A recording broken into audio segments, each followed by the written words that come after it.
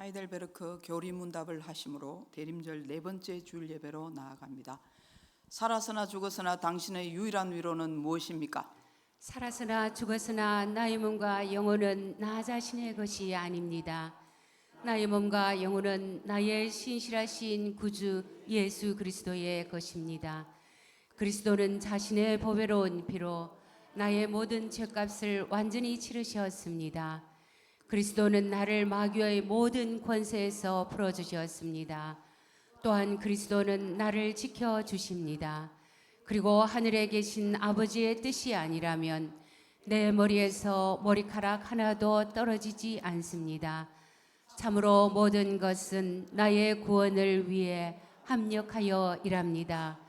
그리고 그리스도는 성령님을 통해 내게 영생을 보증해 주십니다. 또한 그리스도는 이제부터 진심으로 기꺼이 그리스도를 위해 살도록 나를 준비시키십니다. 아멘. 이 위로 안에서 복을 누리며 살다가 죽기 위해 당신은 무엇을 알아야만 합니까? 다음 세 가지를 알아야만 합니다. 첫째, 나의 죄와 비참함이 얼마나 큰지 알아야 합니다. 둘째, 어떻게 내가 나의 모든 죄와 비참함으로부터 구원받는지 알아야 합니다. 셋째, 어떻게 내가 그러한 구원을 주시는 하나님께 감사해야 하는지 알아야 합니다. 아멘.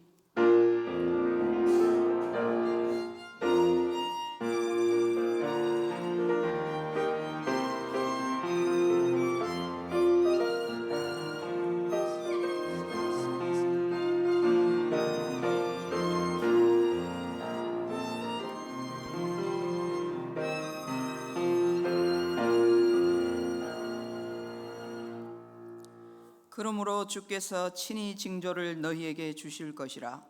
보라, 처녀가 잉태하여 아들을 낳을 것이요 그의 이름을 임마누엘이라 하리라.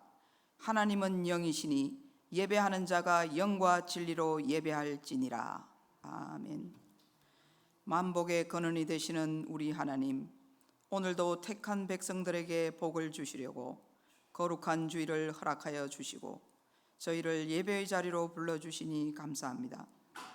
시냇물을 찾기에 갈급한 사슴처럼 주님의 은혜를 사모하오니 생수와 같은 신령한 말씀으로 우리의 갈급한 심령을 채워 주옵소서.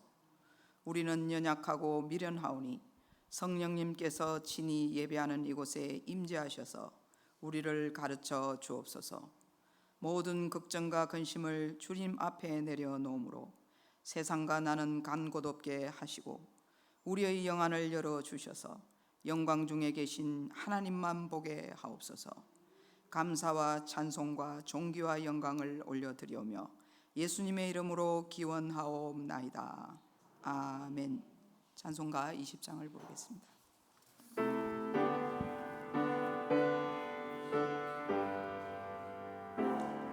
큰 영광 중에 계신 주 나 찬송합니다.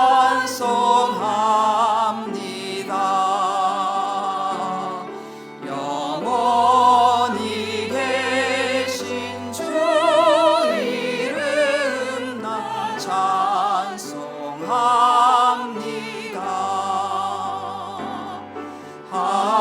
한없이 크신 능력을 나 찬송합니다.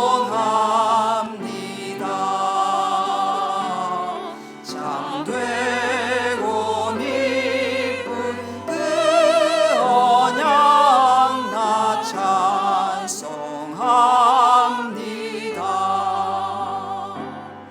온 천지 창조하시던 그 말씀 힘있어 영원히 변치 않는 줄 나 믿사옵니다. 그 온유하신 준서 날 불러주시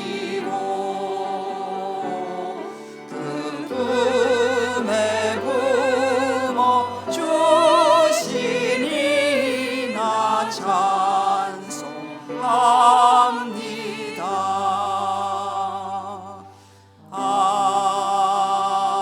아멘. 성시교독은 118번입니다. 나는 시온의 의가 빛같이 예루살렘의 구원이 햇불같이 나타나도록 시온을 위하여 잠잠하지 아니하며 예루살렘을 위하여 쉬지 아니할 것인즉 이방 나라들이 내 공의를 뭇 왕이 다 내 영광을 볼 것이요 너는 여호와의 입으로 정하실 새 이름으로 일컬음이 될 것이며 너는 또 여호와의 손의 아름다운 관 내 하나님의 손의 왕관이 될 것이라. 원하건대 주는 하늘을 가르고 강림하시고 주 앞에서 산들이 진동하기를 불이 섭을 사르며 불이 물을 끓임 같게 하사 주의 원수들이 주의 이름을 알게 하시며 이방 나라들로 주 앞에서 떨게 하옵소서. 주께서 강림하사 우리가 생각하지 못한 두려운 일을 행하시던 그때에 산들이 주 앞에서 진동하여 사오니 주 외에는 자기를 앙망하는 자를 위하여 이런 일을 행한 신을 옛부터 들은 자도 없고 귀로 들은 자도 없고 눈으로 본 자도 없었나이다. 아멘. 우리의 신앙을 고백하겠습니다. 나는 전능하신 아버지 하나님 천지의 창조주를 믿습니다. 나는 그의 유일하신 아들 우리 주 예수 그리스도를 믿습니다. 그는 성령으로 잉태되어 동정녀 마리아에게서 나시고 본디오 빌라도에게 고난을 받아 십자가에 못 박혀 죽으시고 장사된 지 사흘 만에 죽은 자 가운데서 다시 살아나셨으며 하늘에 오르시어 전능하신 아버지 하나님 우편에 앉아 계시다가 거기로부터 살아있는 자와 죽은 자를 심판하러 오십니다. 나는 성령을 믿으며 거룩한 공교회와 성도의 교제와 죄를 용서받는 것과 몸의 부활과 영생을 믿습니다. 아멘. 찬송가 357장을 부릅니다.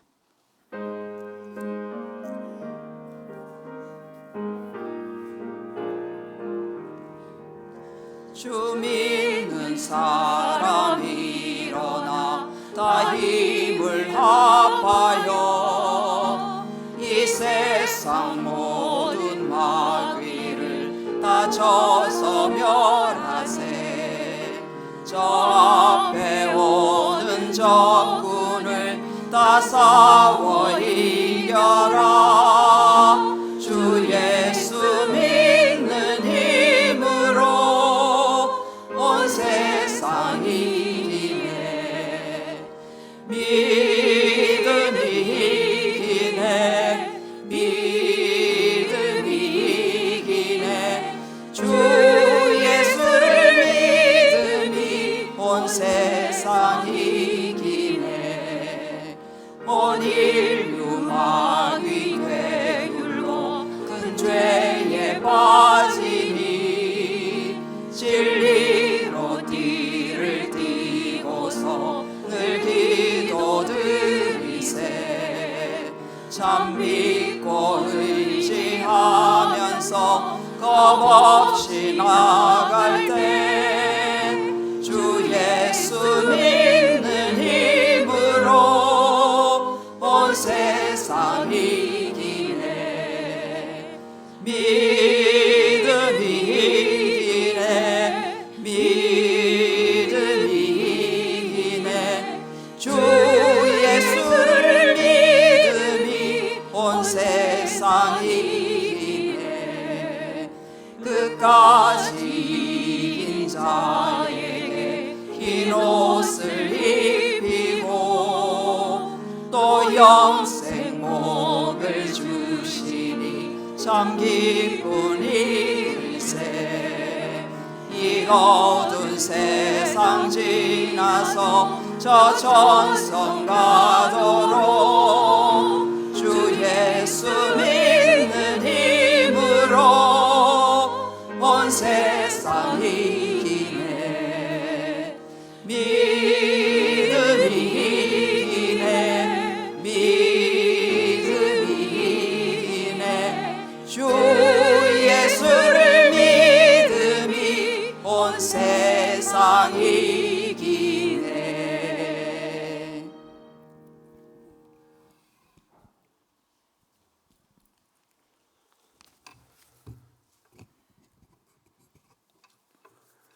존귀와 영광을 받으시기에 합당하신 하나님, 찬송과 경배를 받으옵소서. 대림절 마지막 주일을 맞아 하늘에는 영광이요 땅에는 기뻐하심을 입은 사람들 중에 평화로 오신 예수님을 대망하며 기쁨으로 예배하게 하시니 감사를 드립니다. 지나온 한 해를 돌아보니 우리가 거룩한 성전으로 세워지길 바라시는 주님의 음성을 외면하고 영원 구원과 맡기신 사역을 거부하였던 흔적들로 가득하나이다. 하나님 되심을 버리시고 성육신하신 사랑하심과 구원의 은혜를 깨닫지 못하고 자기 신앙을 고집하며 살아온 죄악을 용서하옵시고 주 오심의 의미를 생각하며 하나님을 사랑하고 이웃을 사랑하여 저희를 향하신 뜻을 이루어가는 자녀 되게 하옵소서. 우주 만물을 주관하시고 세계를 경영하시는 하나님, 이 나라를 주목하사 창조의 질서 아래 머물게 하옵소서. 세상 권세는 인권과 평등, 공공의 이익이라는 명분 아래 거짓과 왜곡으로 진실을 호도하고 진리인 성경을 거부하고 있으며 악한 영은 더욱 힘을 얻어 교묘히 주의 백성을 미혹하오니 이를 영적 시선을 바라보며 분별하는 올바른 신앙적 가치 아래 깨어있게 하옵소서. 수많은 교회와 말씀이 홍수처럼 넘쳐나는 시대를 살아가지만 정작 홍수 때에 마실 물을 구할 수 없는 것처럼 사랑과 공의를 같은 무게로 전하며 두렵고 떨리는 심령으로 구원하심과 심판하심을 선포하는 교회들이 곳곳에서 일어나 어둡고 소외된 그늘진 곳에 복음의 빛을 비추어 진리와 공의가 강물처럼 흐르고 생명과 사랑의 열매가 풍성히 맺히는 나라 되게 하옵소서. 장생포교회를 사랑하사 거룩한 예배가 회복되고 성경을 사랑하여 끊임없이 통독하게 하셨고 말씀을 가르치며 거룩한 교제 속에 봉사하게 하신 하나님, 해가 더할수록 물질의 복과 영적 회복이 일어나고 부흥과 성장으로 인도하시니 감사를 드립니다. 이제 저희로 시선을 들어 전도와 세계 선교를 향한 비전을 꿈꾸며 준비하게 하옵소서. 2022년을 새로운 부서와 조직으로 세우신 하나님, 각자에게 맡기신 직분과 사역을 주님 주신 명령으로 받는 믿음을 주옵시고 부르심에 온전히 응답하는 진리 안에 세워진 거룩한 공동체로 세워주사 하늘로부터 내리는 충만한 복과 은혜를 누리는 교회 되게 하옵소서. 믿음의 시련 중에 실족한 자녀들을 강권적인 은혜로 붙드사 구원의 확신과 천국 소망의 비전을 꿈꾸며 영생의 삶을 사는 복으로 인도하옵시고 갈급한 심령으로 금식하며 간절히 부르짖는 자녀들에게 세밀한 음성으로 응답하사 가장 가까이에서 지키시고 동행하시는 주님을 만나는 은혜를 허락하옵소서. 죄에 빠져 교회에 대한 열정이 꺼져버린 안타까운 자녀들을 불쌍히 여기사 죄의 늪에서 건지시고 첫사랑을 회복시켜 꺼져버린 믿음의 열정을 소생시켜 주옵소서. 이를 위하여 온 교회가 중보하며 제사장의 역할을 수행할 때 회복과 부흥, 형통으로 인도하심을 목도하며 구원의 기쁨과 은혜를 온 교회가 누리게 하옵소서. 육신이 연약하고 기력이 쇠하신 부모님들을 기억하사 이 땅에 사는 날 동안 주님의 은혜를 세어보며 감사와 기쁨 가운데 위로를 얻게 하옵시며 교회와 자손을 위해 축복을 비는 영광스러운 자리에 앉혀 주옵소서. 말씀을 습하실 목사님께 성령 충만케 하옵시고 하나님과 깊은 교제 가운데 하늘로부터 내려오는 신령한 만나를 먹여주사 맡기신 양들을 푸른 초장과 쉴만한 물가로 인도하기에 부족함 없게 하옵소서. 이 시간 선포되는 말씀을 통하여 우리의 영이 치유되고 회복되며 더욱 강건하여 거룩을 회복하게 하옵소서. 예배를 방해하는 모든 악의 충동을 막아 주옵시고 삼위일체의 하나님 홀로 영광 받으옵소서. 예수님의 이름으로 기도드립니다. 아멘.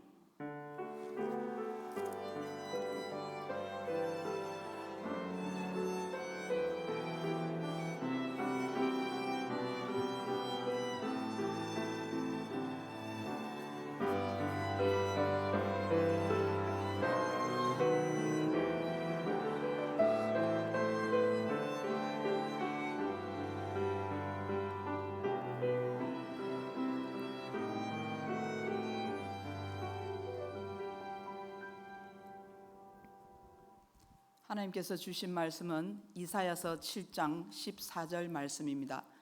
구약 성경 975면에 있는 이사야서 7장 14절 한 절 말씀을 다 같이 합독하겠습니다. 그러므로 주께서 친히 징조를 너희에게 주실 것이라.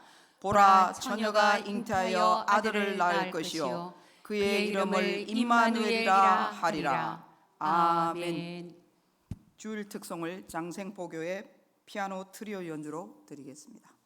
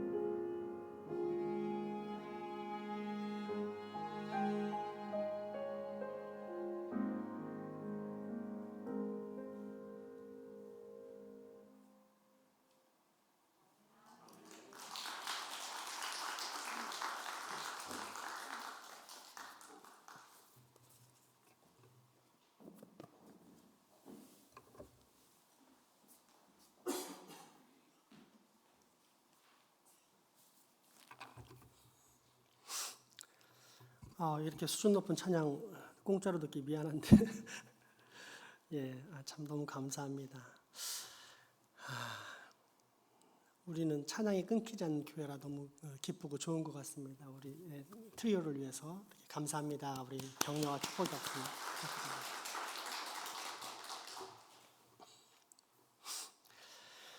이 땅에 존재하는 모든 사람은 남녀의 부부관계로 인해 태어납니다.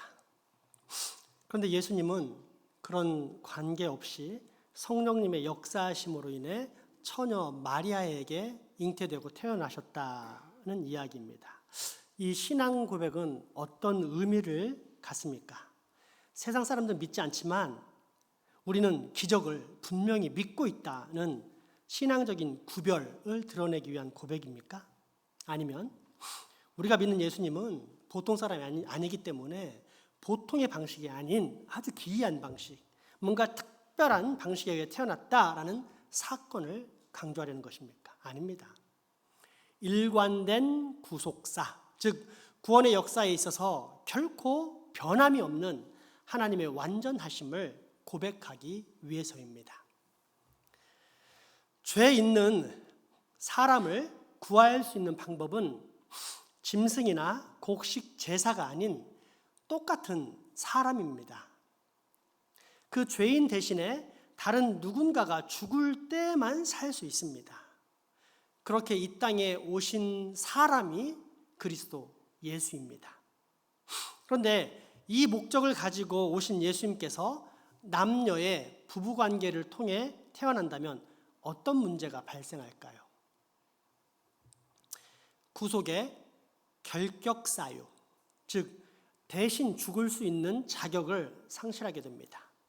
왜냐하면 의인만 죄인 대신에 죽을 수 있지 죄인은 결코 또 다른 죄인 대신 죽을 수 없기 때문입니다.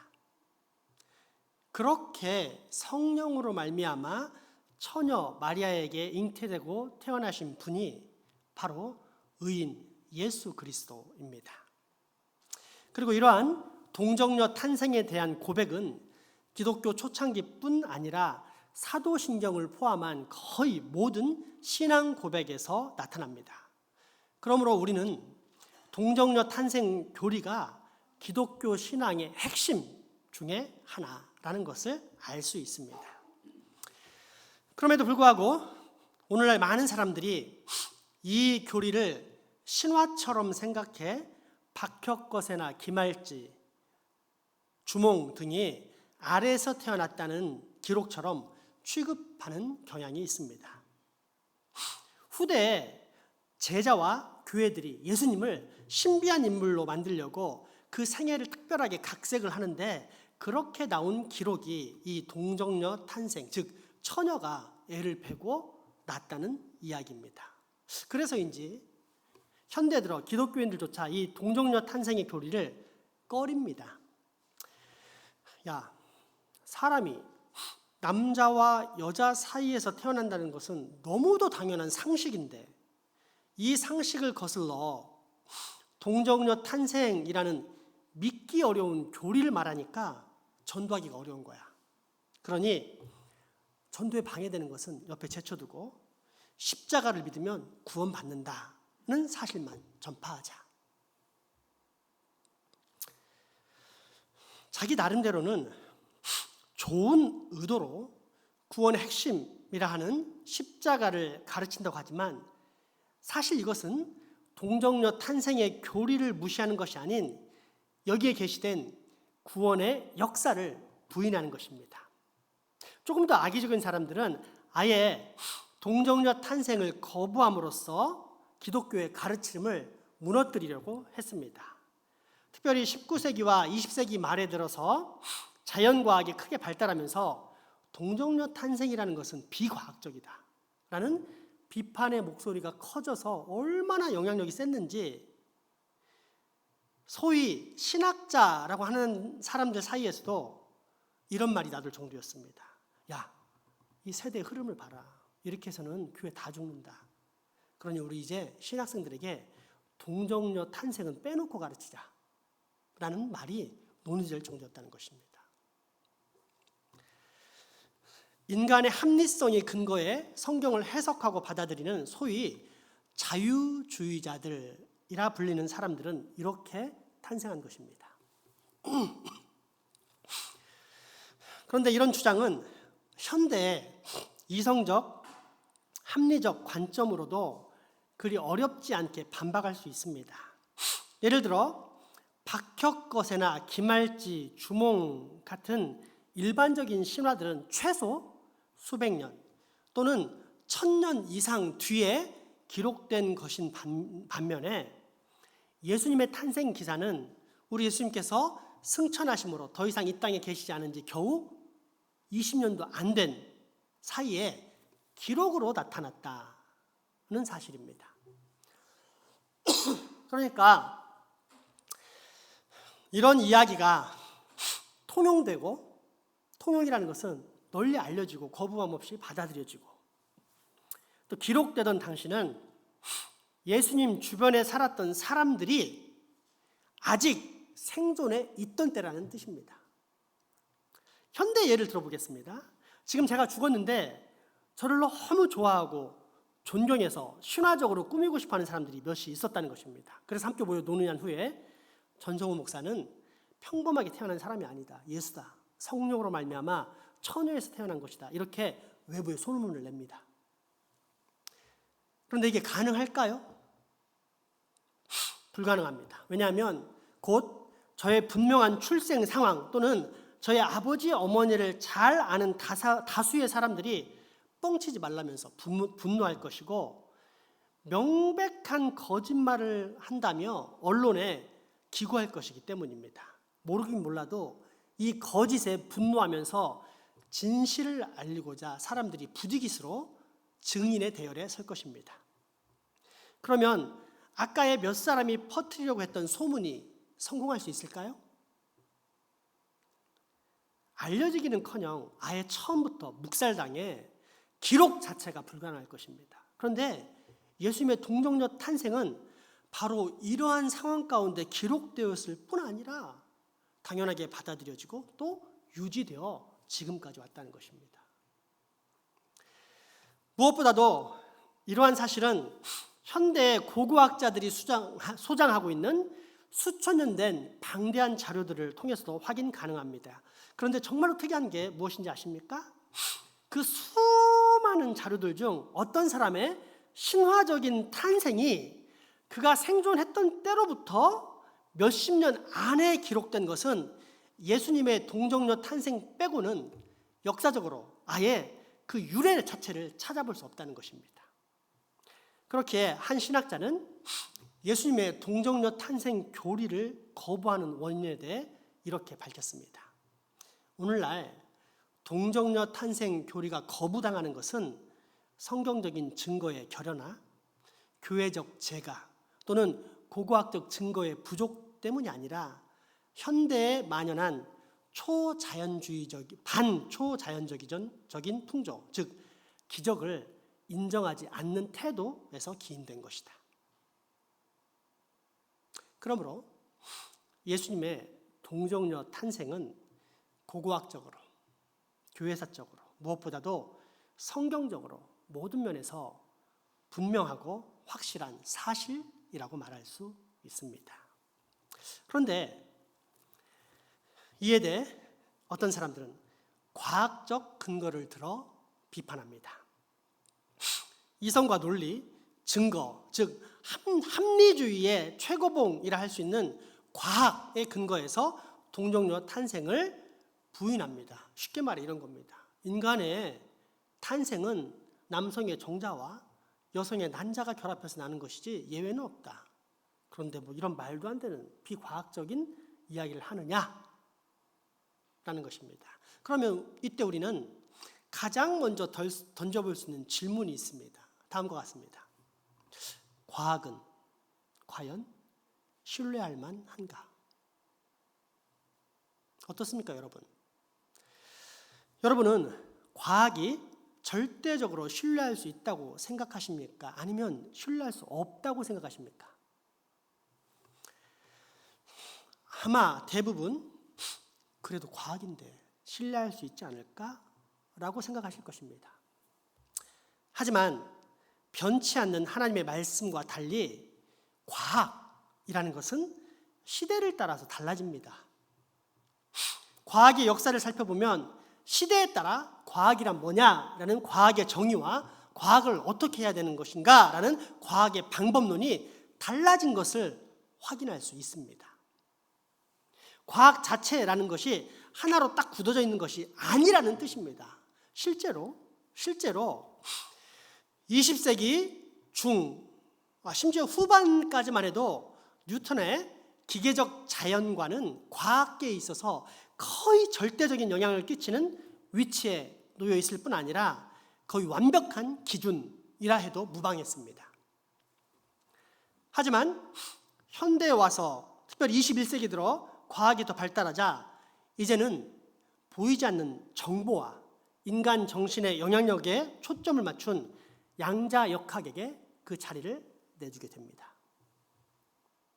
만약 과학이 절대적이라면 그 위치나 기준 혹은 주장이 과연 시대에 따라 바뀔 수 있을까요? 따라서 현대인들이 주장하는 것처럼 과학이 불변한 진리라는 생각은 분명 오류요. 때문에 그 과학으로 성경을 증명하려는 시도는 더더욱 잘못된 것입니다. 그런데 이보다 더 심각한 문제가 있습니다. 사실 이것은 과학을 사용한 사탄의 문제로서 영적인 문제를 할 수 있는데 권위의 문제입니다. 과학으로 성경을 입증하려고 한다면 성경의 권위가 더 높은 것입니까? 아니면 과학의 권위가 더 높은 것입니까? 성경의 권위보다 과학의 권위가 더 위에 있게 됩니다. 그러니까 다른 말로 말하자면 과학적으로 입증되어야만 비로소 성경이 진리다라고 말할 수 있다라는 뜻입니다. 예를 들어 동정녀 탄생이라는 것은 결코 과학적으로 증명할 수 없는 문제인데 과학적으로 증명되어야만 믿겠다 또는 믿게 해준다면 성령님의 조명하심과 감동하심으로 성경을 깨닫고 하나님을 믿고 예수 그리스도를 구주로 고백하는 것이 아니라 결국 과학의 근거와 허락을 받아서 믿게 되는 것입니다. 그런데 만약에 동정녀 탄생이 과학적으로 증명이 된다면 하나님께서 이 천하 만물을 지으신 천지창조도 증명되어야 할 것입니다. 그러나 천지창조라는 것은 거대한 일이어서 증명될 수도 없지만 혹 증인이 되기 위해서 어떤 사람이 그 현장에 있었다고 하더라도 그 의미를 알 수 없다는 것입니다. 사람들이 어마어마하게 모인 여의도 광장에 집회가 있었다고 합시다. 그 집회에 갔다 온 어린아이는 실제 그 집회는 옛날에 여의도에서 큰 전도 복음 대성화 운동 이런 일이 있었는데 그런 집회에 갔다 온 많은 사람들이 은혜를 받지만 어린아이는 갔다 와서 그 모임의 성격이 무엇인지도 정확히 모를 뿐 아니라 힘들었던 기억 때문에 이런 말을 할 뿐입니다. 사람들이 너무 많아서 밟혀 죽을 뻔했어. 마찬가지입니다. 하나님께서 온 천하를 창조하신 그 자리에 사람이 있었다 하더라도 그 의미를 다 알 수 없고 사람의 과학적인 지식이나 틀로는 결코 그 이해를 다 담아낼 수 없습니다. 유한한 인생인 우리는 오직 계시, 하나님께서 말씀으로 가르쳐 주시면 그 말씀의 근거에 창조의 사실과 의미를 바르게 알 수 있는 것입니다. 그렇게 정말로 지혜로웠던 개혁교회 신학자들은 종교개혁 당시 그 첫 번째 기치를 다음과 같이 외쳤던 것입니다. 무엇입니까? 무엇입니까? 오직 성경, 오직 말씀. 자, 그렇다면 이처럼 확실한 동정녀 탄생의 교리는 우리에게 어떤 유익을 주겠습니까? 예수님께서 마리아라는 처녀를 통하여 이 땅에 오셨지만 일반적인 방법이 아닌 성령으로 말미암아 탄생하셨다는 사실은 나랑 무슨 관계가 있으며 또 이 사실을 아는 것이 우리에게 어떤 유익을 줍니까? 나의 죄와 그분의 완전하신 거룩함 그리고 이로 말미암아 우리가 얻게 되는 구원의 확신입니다. 하이레벨의 그 제35, 6 문답을 읽겠습니다. 그는 성령으로 잉태되어 동정녀 마리아에게서 나시고 라는 말은 무엇을 뜻합니까? 하나님의 영원하신 아들은 참되고 영원하신 하나님이십니다. 또한 하나님의 아들은 언제나 참되고 영원하신 하나님으로 존재하십니다. 성령의 역사를 통해 하나님의 아들은 동정녀 마리아의 살과 피로부터 참된 인성을 취하셨습니다. 그래서 다윗의 참된 후손이 되시었습니다. 또한 모든 점에서 자신의 형제 자매들과 같이 되시었습니다. 그러나 하나님의 아들에게는 죄가 전혀 없습니다. 아멘. 아멘. 그리스도가 성령으로 잉태되고 동정녀 마리아에게서 태어났던 사실은 당신에게 어떤 유익을 줍니까? 그리스도는 우리의 중보자이십니다. 죄가 없으시며 완전히 거룩하신 분이십니다. 그러나 나는 죄 가운데 태어나서 이제까지 살면서 수많은 죄를 지었습니다. 그렇지만 그리스도는 나의 모든 죄를 하나님 앞에서 덮어 주십니다. 아멘. 아멘. 이대로 자막을 위치해 주시기 바랍니다. 방금 전 자막 그대로 위치 부탁합니다. 나의 죄와 그분의 완전하신 거룩. 이 상반되는 두 단어 사이에 다리를 놓는 표현이 그리스도는 우리의 중보자이십니다. 라는 말입니다.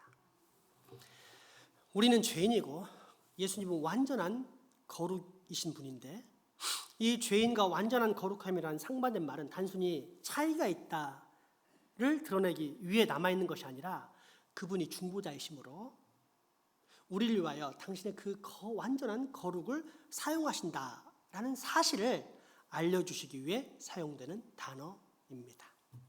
즉 아무런 죄가 없는 예수 그리스도께서는 마리아라는 사람을 통해 신께서 인성을 취하셨는데 이는 거룩하신 하나님의 진노와 멸망을 당할 수밖에 없는 추잡하고 비참한 죄인인 나를 중보자 예수님께서 완전하신 당신의 거룩하심으로 덮어주셨고 그러므로 인해 나는 이제 더 이상 결코 정죄와 사망의 위협에서 벌벌 떨지 않게 되었다. 예수 안에서 완전하게 자유를 얻게 되었다라는 구원의 확신을 가지게 해준다는 뜻입니다. 왜요?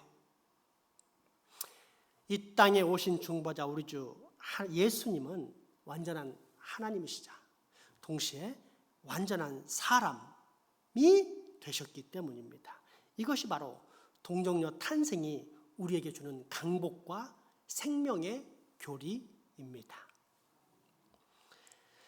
그런데 이 믿음의 고백을 통해 발견할 수 있는 놀라운 사실은 이것이 우연히 발생한 사건이 아니라 이미 하나님께서 예수님 탄생 700년 전에 계획하시고 예언하신 사건이 그대로 이루어졌다는 것입니다.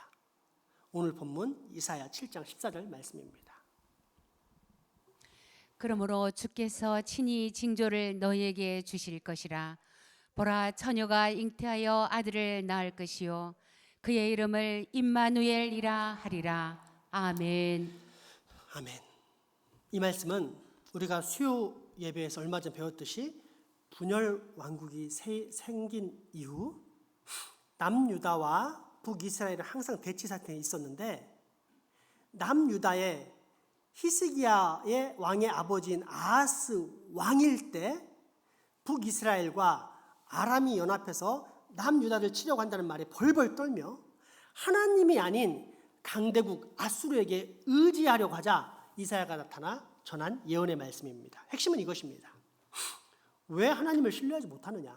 하나님께서 너희 조상 다윗에게 영원한 왕위를 약속하지 않으셨느냐? 그런데 너는 왜 하나님의 능력을 구하지 않고 당장 눈에 보이는 힘센 인간에게 기웃거리며 의존하려고 하느냐? 절대 안 된다. 하나님께 승리의 표적을 요청해라. 그러자 이때 아하스 왕이 어떻게 답변합니까? 12절 말씀에 그 답변이 나와 있습니다. 아하스가 이르되 나는 구하지 아니하겠나이다. 나는 여호와를 시험하지 아니하겠나이다 한지라. 아멘. 이 말은 얼핏 보면 만약 이런 배경을 모르고 멍하니 성경을 보면 감히 하나님을 시험하지 않겠습니다라는 겸손한 표현 같지만 사실은 이미 내가 당장 큰 힘이 되는 든든한 방법을 선택했으니 더디고 힘들 뿐 아니라 무엇보다도 보이지도 않고 답답한 하나님의 도움은 기다리지 않겠다. 아니 기다릴 필요가 없다라는 불신의 표현입니다. 문자만 보면 감히 여호와를 시험하지 않겠습니다 하는 것 같지만 사실은 됐고 하나님 필요 없어. 저 사람한테 의지하면 되는데 뭐. 그러자 이때 나온 이사야의 예언이 바로 오늘 본문 14절의 말씀입니다. 불가능한 일을 하나님이 이루시겠다. 왜? 당신의 택한 백성 야곱, 다윗 자손을 구하기 위해서. 다시 말해, 이처럼 끈질기고 고집스러운 인간의 죄악에도 불구하고 하나님께서는 태초에 약속하신 구원의 언약을 재확인하시면서 장차 반드시 이 약속을 이루시겠다라는 약속의 표징으로 이 기적을 말씀하신 것입니다. 그리고 사라졌나요? 아닙니다. 그대로 700년 전에 예수 그리스도의 동정녀 탄생으로 성취됩니다. 그 사실을 700년 전에 하신 말씀이 바로 오늘 본문의 말씀입니다. 다시 한번 읽어보겠습니다. 그러므로 주께서 친히 징조를 너희에게 주실 것이라. 보라, 처녀가 잉태하여 아들을 낳을 것이요 그의 이름을 임마누엘이라 하리라. 아멘. 아멘. 이 얼마나 감사하고 행복한 말씀입니까? 우리의 구원은 오직 은혜, 즉 우리의 끈질긴 죄악에도 불구하고 우리를 불쌍히 여기사 반드시 구원시켜 주시겠다는 하나님의 약속, 하나님의 은혜 때문에 이루어진다는 말씀입니다. 그러니 우리는 얼마나 감사하고 행복한 백성입니까? 그런데 이에 못지않게 더 깊은 사건이 있습니다. 그것은 이러한 은혜를 아무나 누리는 것이 아니라 오직 선택받은 사람, 즉 하나님의 영이 임재한 사람만이 이 구원의 은혜를 깨닫고 누릴 수 있다는 사실입니다. 고린도전서 12장 3절 말씀입니다. 그러므로 내가 너희에게 알리노니 하나님의 영으로 말하는 자는 누구든지 예수를 저주할 자라 하지 아니하고 또 성령으로 아니하고는 누구든지 예수를 주시라 할 수 없느니라. 아멘. 아멘. 우리가 예수님을 믿는 것이 우연이라고요? 아니면 내가 믿겠다고 결단해서 된다고요? 절대 그럴 수 없다는 것입니다. 하나님의 영이 찾아와 나를 born again, 중생, 거듭남 시켜주시고 다시 태어났을 때만 예수를 주님이라고 믿을 수 있다는 것입니다. 그러니 얼마나 놀라운 은혜입니까? 시골, 어느 깊은 시골에서 있었던 일입니다. 노인들이 많은 곳인지라 교회에 갓 부임한 젊은 남자 전도사님은 할머니들과 친해지려고 무거운 짐을 들어주고 함께 김도 메고 밭일도 도와줄 뿐 아니라 때로는 밤늦도록 할머니들과 화투까지 쳐가면서 친화력을 다져갔다는 것입니다. 그랬더니 결국 매우 가까운 사이가 되어서 상부상조 차원에서 할머니들도 모두 다 교회에 나오게 되었습니다. 그리고 1년이 지난 어느 날 모처럼 시골에서는 누릴 수 없는 문화생활을 누리게 한다라는 명목으로 영화를 보여주겠다며 할머니들을 데리고 전도사님이 시내 영화관으로 향했습니다. 그러나 정작 전도사님의 목적, 속마음은 예수님께서 우리를 살리시기에 얼마나 큰 사랑과 희생을 치르셨는지 직접 눈으로 보게 하려는 것으로서 패션 오브 크라이스트라는 영화를 보여주는 것이었습니다. 참고로 이 영화는 고난주간에 예수님께서 침뱉음과 채찍질, 창에 찔리심, 순환 당하시다가 결국 온몸에 피를 흘리시며 십자가에서 못 박혀 죽는 장면이 아주 잘 묘사된 그런 영화입니다. 아니라 다를까 영화관에서 할머니들은 연신 눈물을 손수건으로 훔쳤습니다.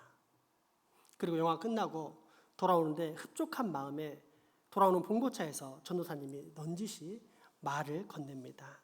할머니, 영화 감동적이죠? 어떻게들 보셨어요? 잘 보셨어요? 그럼 아주 잘 봤어. 그래, 영화 보시면서 어떤 생각이 드셨어요? 그러자 한 할머니가 즉각 답변합니다. 그 맞다가 십자가에 매달려 죽은 젊은이 있잖아. 너무 안쓰러워. 내 막내 아들 격벌되어 보이던데 도대체 무슨 큰 죄를 지었길래 그렇게 비참하게 죽은겨? 내가 옆에 있었으면 임금님께 사정해서 당장 내려주었을 텐데. 그런데 또 다른 할머니는 한술 더 떠 이렇게 말합니다. 맞아.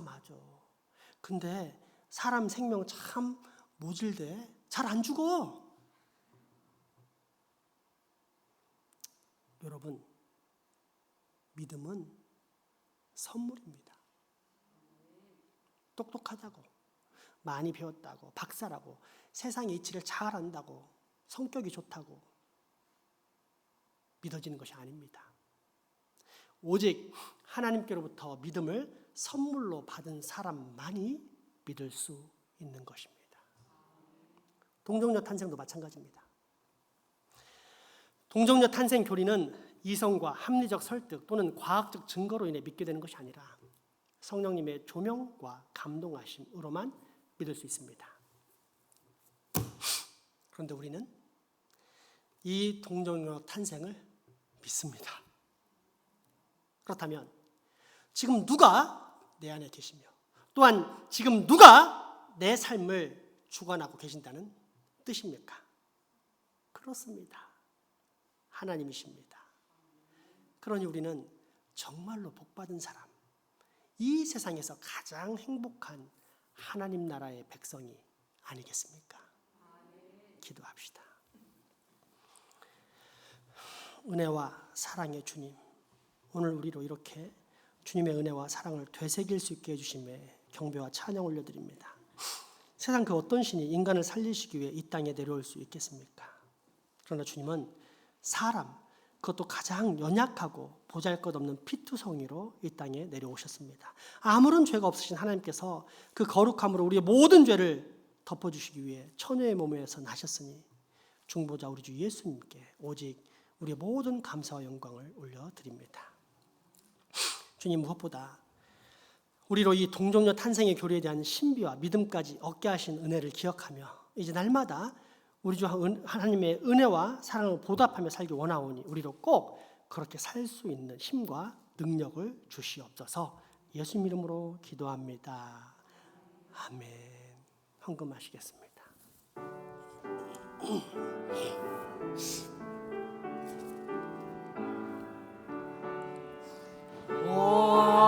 하나님 우리의 창조주시니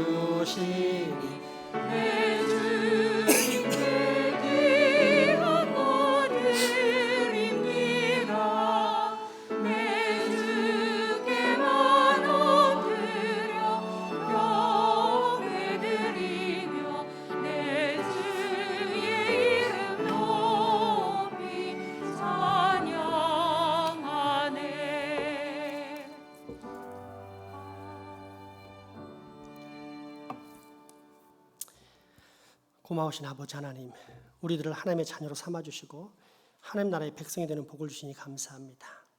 아버지께로 받은 이와 같은 값진 복을 보다 성실하게 감당하기 위해 애쓰는 우리들의 모습에서 하나님의 사랑과 정의가 드러나길 원합니다. 먼저 우리의 회개의 결단이 감성적이거나 도덕적인 차원에서 머무렀던 것에서 한 걸음 더 나아가게 하옵소서. 나아가 우리가 형성하고 있는 가치관 전체를 시험대 위에 올려놓고 말씀의 빛에 비추는 예리하고 분명한 지성적인 회개와 결단이 있게 하여 주옵소서. 그러므로 다만 뒤에 있는 것을 잊고 앞에 있는 것만 바라보면서 목표를 향하여 달려갈 뿐이라고 말하는 바울의 고백처럼 우리 또한 하나님의 뜻대로 예민하고 온순하게 응답하며 살게 하여 주옵소서. 이러한 소망을 가지고 정성껏 준비한 예물을 바치오니 주님 기뻐 받아주시고 이미 예물을 바친 모든 주의 자녀들에게도 형통과 평강으로 보호하여 주시옵소서. 우리의 가족이지만 병환으로 함께하지 못한 환우, 직장, 사업, 유학, 국방 등의 의무로 타지에 나가 수고하는 우리 가족들에게도 동일한 은혜가 있게 하시며 이 장생포 지역, 고린도 교회 지역처럼 힘들고 어렵게 느껴지지만 하나님의 택한 백성들이 있어서 주께서 이 교회를 세우셨사오니 이 지역에 구원의 방주가 되는 복을 우리 교회가 꼭 누리게 하여 주옵소서. 예수님 이름으로 기도합니다.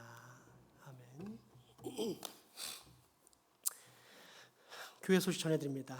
1번 자막 보이시죠? 저 자막은 안 고쳤네. 좋은 대조가 될 것 같아요. 내 평생의 신앙 고백 암송 하면은 하이델베르크 요리문답 제 1, 2문답인데 주보는 하이델베르크 교리문답 제 1, 2문답 이렇게 되어 있습니다. 그런데 이 두 단어가 통용되는 이유가 뭐냐면, 요리문답이라는 거 뭐냐면 기독교가 어떤 것인지 기독교에 대해서 소개하는 것, 그러니까 기독교의 믿음에 대해서 뭘 믿고 뭘 믿지 말아야 될지 소개하는 것을 막 엄청 설명할 수 없잖아요. 그러니까 딱 정리해가지고 요점 정리해서 문답식으로 알려주는 게 요리 문답입니다. 교리란 거 뭐냐? 불교에 불교의 이치가 있고, 그 다음에 천주교에 천주교의 이치가 있고, 힌두교에 힌두교의 이치가 있는 것처럼 기독교도 기독교의 이치가 있다. 그래서 기독교의 이치를 교리, 기독교의 이치다 해서 교리라고 한다는 겁니다. 이 두 단어가 혼용되어 왔는데 이번 총회에서 교리 문답으로 바꾸기로 결정을 했습니다. 그래서 바꿔서도 아무 문제가 없기 때문에 저는 이제 요점 정리, 이게 훨씬 더 우리에게 와닿기 때문에 요리 문답을 썼는데, 총회의 결정을 따라 앞으로는 교리 문답이라고 바꾸도록 하겠습니다. 제가 이 교리 문답을 그 단어를 설명한 이유는 이게 상당히 중요하기 때문에 그렇습니다. 여러분, 지금 우리가 듣고 있는, 그러니까 흔하게 듣고 있는 설교들이 원래는 설교가 아닐 수 있습니다. 이런 걸 꼭 기억하고 있어야만 설교가 무엇인지 분별할 수 있습니다. 원래 설교, 하나님의 말씀을 가르친다는 것은 뭐냐면, 이 하나님께서 이 땅에 오셔서 우리 인생들을 구원하신 사건을 가르치는 겁니다. 그 사건이 어디에 있죠? 성경에 있죠. 그러니까 성경의 핵심 내용을 정확하게 가르치는 것이 설교의 본질입니다. 그 외에 다른 것은 설교의 본질이라기보다는 약간은 부차적이고 부연적이고 심지어 이단적인 것들입니다. 제가 왜 교리문답을 하시는지 이제는 이해가 되시죠? 자, 그러면 이제 이 교리문답에서 벗어난 설교 어떤 문제들이 생기는지 한번 들어보십시오. 우리가 편안하게 들으면서 상당히 인기 있는 설교가 옥하는 목사님의 아들 옥성호가 쓴 책에 나와 있듯이 심리학에 물든 부족한 기독교라는 책이 있습니다. 물론 그게 전부 다 맞는 건 아니지만 상당히 교회를 어렵히는 이제 심리학에 대해 쓰고 있는데, 이제 그거를 설교단에서 이렇게 얘기하는 겁니다. 너 왜 이렇게 그 욕망 때문에 괴로워하는지 알아? 그 막 고통스러운지 알아? 왜 고통스러운지 알아? 네 안에 해결되지 않는 자아 욕망이 있어서 그래. 근데 그 욕망을 왜 매이게 되는지 알아? 네 과거에 이런 일이 있어 매이게 되었어. 이런 얘기도 맞아 그래 그렇지. 그럼 어떻게 하는지 알아? 너를 놓아줘야 돼. 하면서 이렇게 심리학적인 접근과 하면은 이 성도들이 이렇게 너무 시원합니다. 안 시원할 수가 없어요. 상담 받아보신 분 알겠지만 그렇다고는, 그러니까 그게 인기를 끄니까 사람들이 반응이 좋고 하니까 목회자들도 그렇게 설교를 합니다. 계속. 근데 이게 뭐가 문제인지 한번 추측해 보세요. 이것은 심적인 문제를 해결한 거지 영적인 죄의 문제를 해결한 게 절대 아닙니다. 그러나 사람들은 서로 전하는 사람도 받는 사람도 피드백도 좋고 하니까 서로 만족해하면서 우리 목사님 말씀 좋아 이렇게 간다는 겁니다. 모르긴 몰라도 이런 설교가 계속 지속되는 교회는 사람은 아무리 많아도 그 사람들은 대부분 후에 지옥에 가 있을 것이면서, 무엇보다 그런 메시지를 통해 사람들의 귀를 즐겁게 했던 목사는 반드시 지옥에서 아주 따뜻한 아랫목에 있을 것입니다. 두 번째 유행하는 설교는 처세술입니다. 우리 살다 보면 상당히 지혜로운 사람들이 있습니다. 이땐 이렇게 해야 돼. 이땐 이렇게 해야 돼. 교회 밖뿐 아니라 교회 안에 생기는 모든 문제들을 사람의 마음과 정서를 잘 알아가지고 이건 이렇게 해야지. 이렇게 우리 목사님 역시 달라. 이거는 엄밀히 얘기하면 처세술이란 말은 인간의 지혜를 뜻하기 때문에 철학입니다. 철학. 강단에서는 신학, 하나님을 아는 지식이 나가는 거지 철학이 나가서는 안 됩니다. 근데 철학이 나가면 원래 교인들은, 일반적으로 모든 교인들은, 저도 그랬고 모든 교인들은 쉽고 편안하고 당장에 접목할 수 있는 이야기를 듣고 싶어 하지 어려운 얘기는 피하고 싶어 합니다. 그러니 그런 얘기가 들려오면 환호를 하게 되어 있습니다. 그런데 안타까운 것은 이런 처세는 영혼을 살리지 못합니다. 나의 마음을 즐겁게 할 수 있을지 몰라도 영혼은 못 살립니다. 많이 있지만 마지막 세 번째는 할 수 있다! 하면 된다! 하나님이 도우시면 뭐든 할 수 있다! 믿는 자에서 능치 못함이 없다라는 의지적 신앙. 이거는 당장에 보기 좋고 막 으쌰으쌰하고 일어나는 것 같지만 사실은 율법주의의 또 다른 면입니다. 은혜는 없이 우리가 장생 보기에 우리가 남이가 한 식구 아이가 열심히 해보자 이런 식으로 해가지고 막 뭉치는 건 언젠가 뭉치는 사람들이 나눠집니다.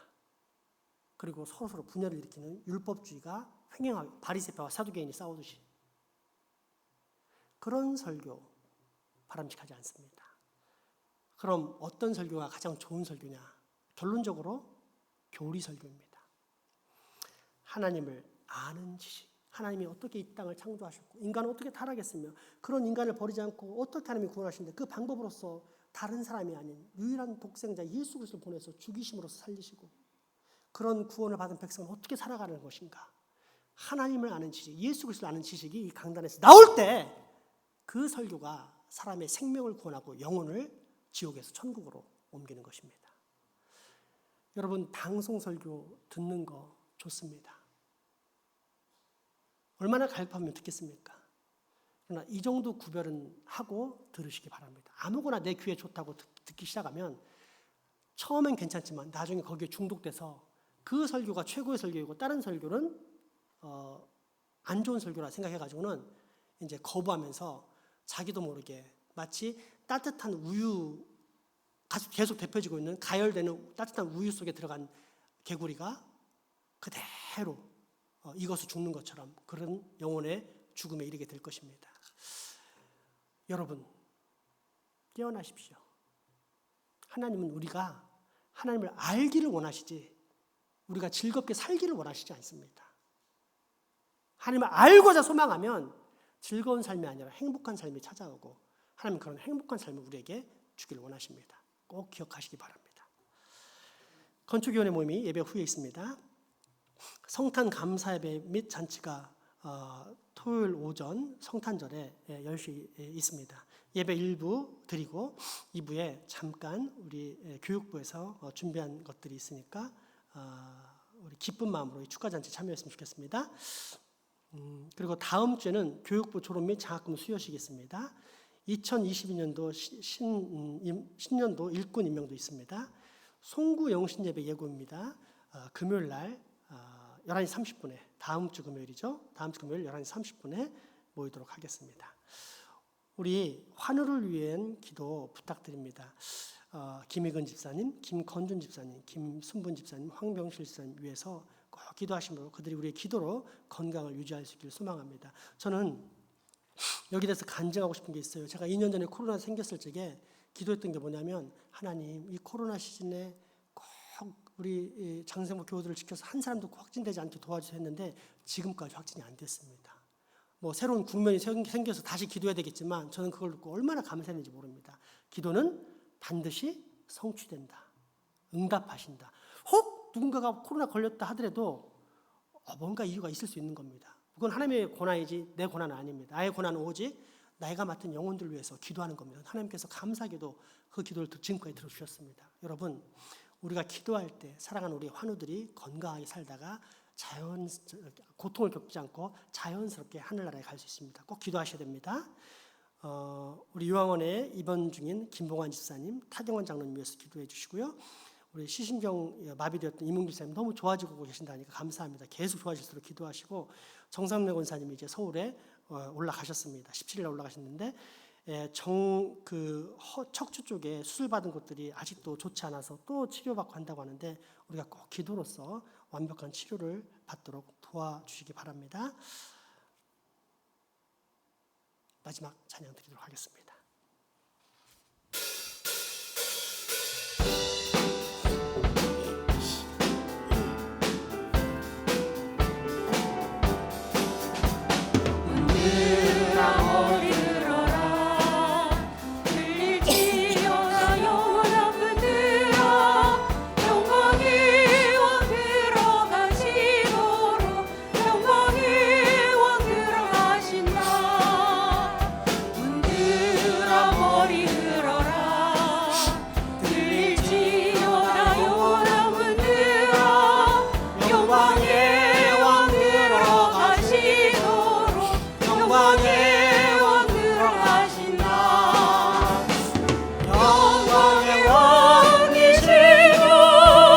강하고 늙으신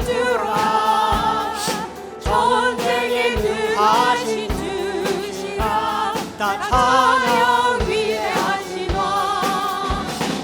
왕께 만세 왕께 만세 당신은 영광의 왕이라 다 찬양 왕께 만세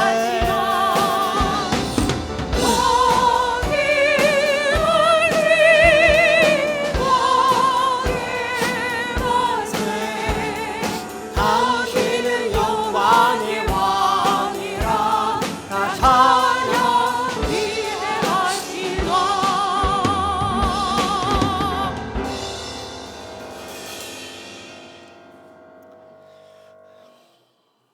우리 주 예수 그리스도의 은혜와 하나님의 크신 사랑과 성령님의 교통하심이 이제 후로 처녀의 몸에서 성령으로 탄생하신 거룩하신 아기 예수 그리스도를 중보자로 믿는 신앙을 더욱 굳건히 하겠다라고 다짐하고 결단하는 여기 모인 모든 주의 자녀들의 머리 위와 가정, 이웃 그리고 후손들에게 지금부터 영원토록 함께 하시기를 간절히 축원하옵나이다. 아멘.